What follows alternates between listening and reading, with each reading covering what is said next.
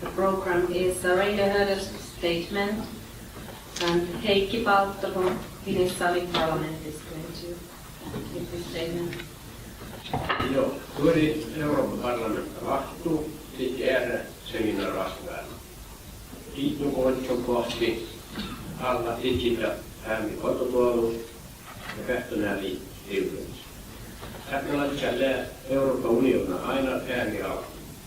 Saamelaiskäräjät Suomen puolella on seikkarasta hoikavuutta, kesäsen ja kilti ja kulttuuri. Hoikavuodella on suotsialla saamikulttuuri kuululle saamelaisen äärivirulaiset äärialkaa ja upatutaan. Lasten rikka kaskaras tuottamusa ja oli rikka kuulos ja politiikkalle hoikavuodella myöskin kohtarestuottamus suotsialla saamikulttuuri. Arvoisat europarlamentaarikot sekä muut seminaarin osalottajat. Kiitos, kun sain tulla puhumaan teille saamelaisporonhoidosta ja petokantojen säätelystä. Saamelaiset ovat Euroopan unionin ainoa alkuperäiskansa. Saamelaisilla on Suomen perustuslain takaama oikeus omaan kieleen ja kulttuuriin. Perustuslain suojelemaan saamelaisen kulttuurimuotoon kuuluu saamelaisten perinteiset elinkeinot, kuten poronhoito. Lisäksi kansainväliset sopimukset, kuten kansalais- ja poliittisia oikeuksia koskevat yleissopimus, suojelee saamelaista kulttuurimuotoa. Dear members of European Parliament and everyone participating in this seminar, thank you for letting me to come here and talk to you about Sámi reindeer herding and the regulation of predator populations. The Sámi are the only indigenous people on both the European Union.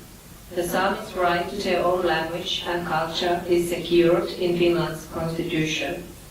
The Sámi culture that is secured by constitution includes traditional livelihoods of the Sámi, such as reindeer herding. In addition, international agreements, such as International Covenant of Civil and Political Rights, protect Sámi culture. Saamelaisporonhoito on aina sopeutunut petotilanteeseen. Pedot ovat kuuluneet saamelaisporonhoitoon aina. Meillä on satoja joikuja, jotka kertovat petosta. Saamelaiset eivät vihaa susia tai poroja tappavia eläimiä. Emme ole historian saatossa tappaneet petoeläimiä sukupuuttoon. Ne ovat osa luontoa, mutta niiden kanta ei saa olla sellainen, että se uhkaa koko poronhoidon tulevaisuutta. Varsinaista petovihaa saamelaisten keskuudessa ei ole. Se on enemmän eteläisen Suomen ilmiö. Mutta jokin raja meilläkin on. Pedot syövät suuren osan poroelosta ja elannon perustasta. Tilanne ei ole kestävä. Petotilanne on pahentunut 2000-luvulla ja siihen syitä on monia. Petokanta on kasvanut erityisesti pohjoisen Skandinaavian alueella, jossa on eniten poroja.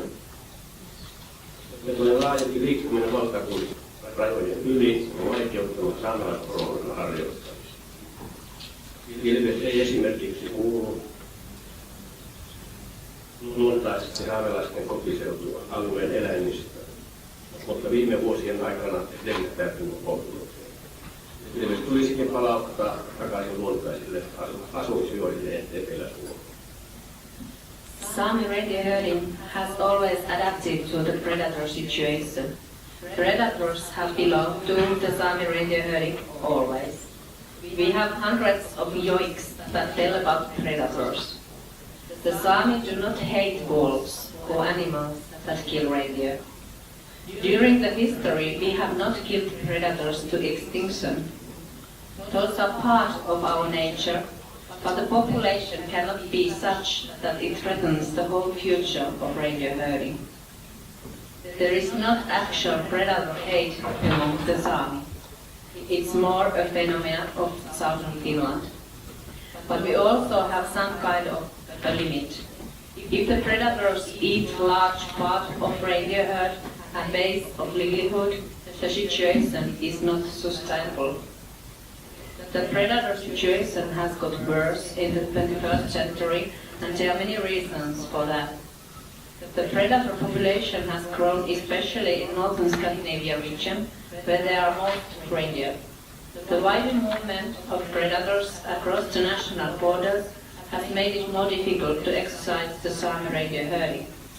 For example, lynx does not inherently belong to the fauna of the Sámi homeland area, but during the last years it has spread to the north. Therefore, lynx should be returned back to its natural area of habitat in southern Finland. Suuri osa pedosta elää usean valtion alueella. Melinaarit tulee petoja niin Venäjältä kuin Norjastakin. Lännessä petoja tulee lisäksi Ruotsista. Petojen luontaiset reviirit eivät seuraa valtion rajoja. Olette sitten varmaan ajattelee, että susi on pahin vihollinen. Ja totta osittain onkin. Mutta koska susi ei ole täysin rauhoitettu poronhoitoalueella, sen kantaa pystytään säätelemään. Saamelaisalueella ahma on kuitenkin pahin peto ja tilastojen mukaan ahma tappaa poroja eniten. Ahma on kuitenkin täysin rauhoitettu. Ja juuri ahmakanta on se, että saamelaisalueella pitää pystyä säätelemään mahdollisimman pian. Reviiripohjainen säätely yhdessä Norjan, Ruotsin ja Venäjän kanssa helpottaisi petokannan todellisen arviointia. Petojen suojelun parempaa kohdistamista ja poronhoidon tarpeiden parempaa huomioon ottamista. Nykyisin petopolitiikassa sivuutetaan täysin saamelaisporonhoitajien tietämys luonnosta ja eläimistä. Olemme metsässä melkein joka päivä ja tiedämme, ketä tai mitä metsässä liikkuu ja millä asialla. Valitettavasti Suomessa asiaa ei haluta hoitaa kuntoon. A large part of predators live in an area that consists of several states. For us in Inari, predators come from Russia and also from Norway. In West, predators also come from Sweden. The natural territorial boundaries of predators do not follow the state boundaries. Many of you probably think that wolf is the worst enemy of reindeer. That is partly true, but because wolf is not fully protected in reindeer herding area, its population can be controlled. In the Sámi homeland area, wolverine is the worst predator, and according to statistics, wolverine kills the most reindeer. However, wolverine is fully protected, and wolverine population is just what needs to be able to regulate in Sámi homeland area as soon as possible.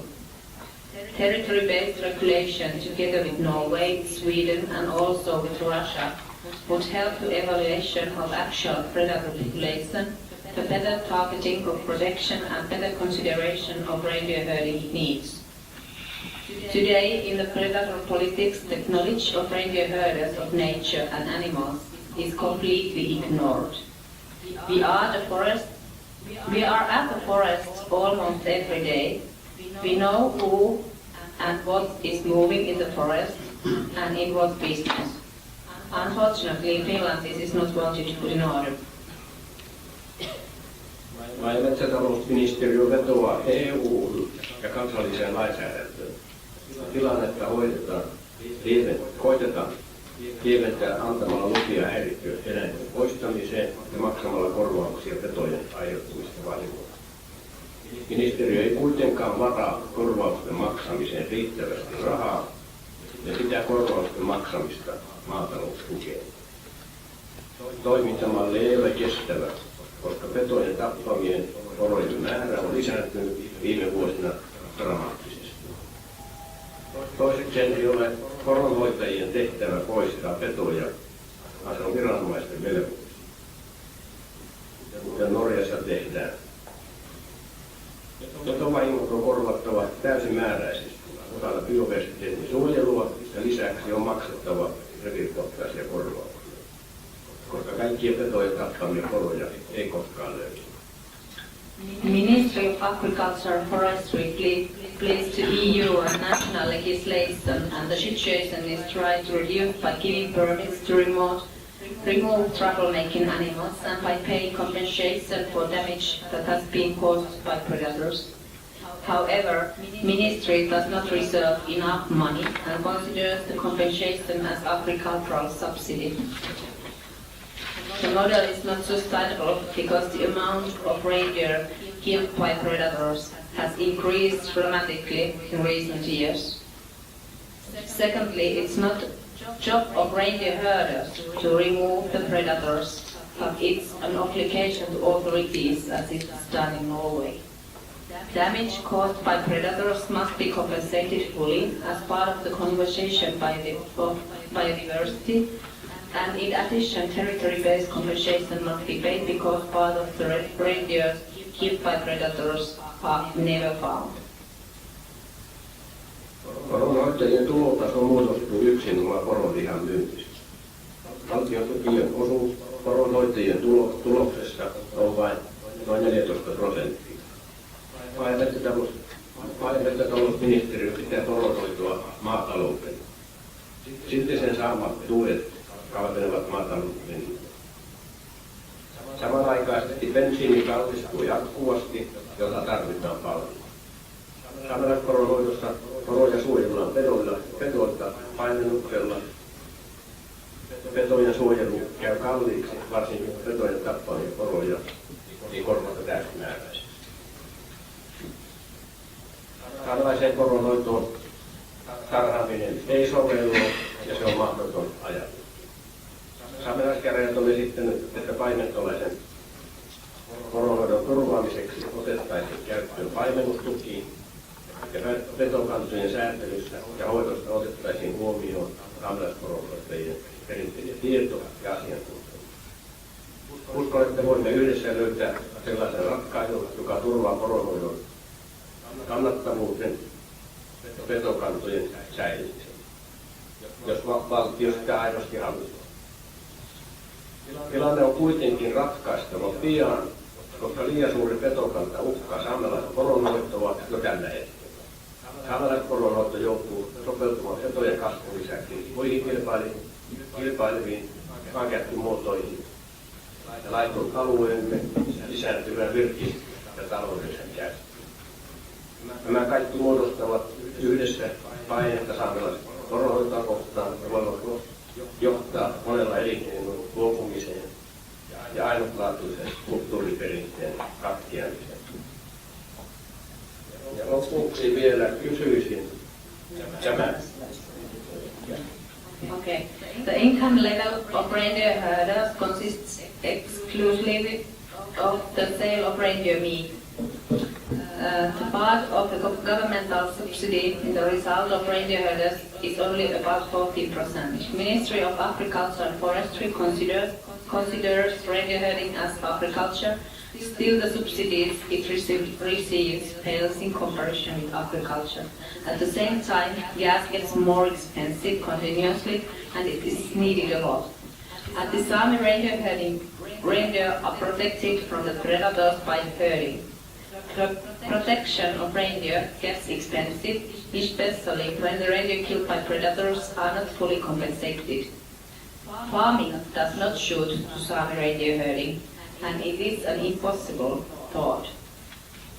The Sámi Parliament has proposed that to secure nomadic reindeer herding, there would be taken into use a herding subsidy, and in controlling predator population would be considered the traditional knowledge and expertise of Sámi reindeer herders. I believe that together we can find a solution that would secure the profitability of reindeer herding and to preserve the predator populations if government genuinely wants it. But the situation has to be solved soon, because the predator population that is too large threatens already Sámi reindeer herding at the moment.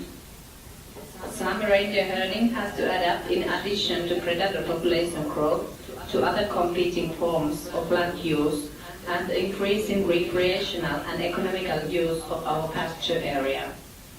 All of these together, from pressure to Sámi reindeer herding and can lead to many to abandon the livelihood and the greatly unique cultural heritage. Joo, lopuksi kysyisinkin, että onko niin tällä hetkellä, että pedot ohjaa ihmistä? Eikö pitäisi olla toiset käsin, että ihminen ohjaa petopopulaatiota? Jos mielenkiintoista, kiitos perustelu. And I'd like to ask, is the situation already so that predators are leading the life of people and not the other ways, as it probably should be? Thank you for interest.